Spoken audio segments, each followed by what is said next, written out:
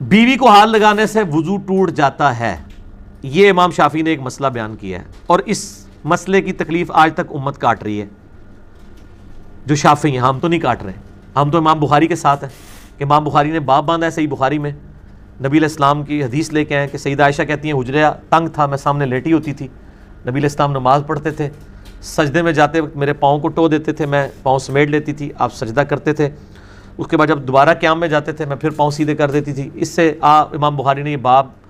اس پہ یعنی مسئلہ نکالا ہے کہ عورت کو ہاتھ لگانے سے وضو نہیں ٹوٹتا، ٹھیک ہے جی۔ اب جو بندہ یہ بتا گیا کہ عورت کو ہاتھ لگانے سے، بیوی کو ہاتھ لگانے سے وضو ٹوٹ جاتا ہے،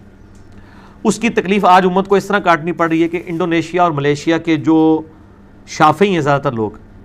آپ ذرا ان کی عورتوں کو حج عمرے پہ دیکھیں، ان عورتوں نے گرمیوں میں بھی دستانے پہنے ہوتے ہیں، وہ آپ یہ نہ سمجھیں انہوں نے پردہ کیا ہوتا ہے، چہرے ان کے کھلے ہی ہوتے ہیں، چہرے کا نقاب نہیں کرتی ہیں، اور پورے انہوں نے ہاتھوں کے اوپر یہاں تک دستانے باندھے ہوتے ہیں۔ آپ ان سے پوچھیں کیا تکلیف ہے آپ کو،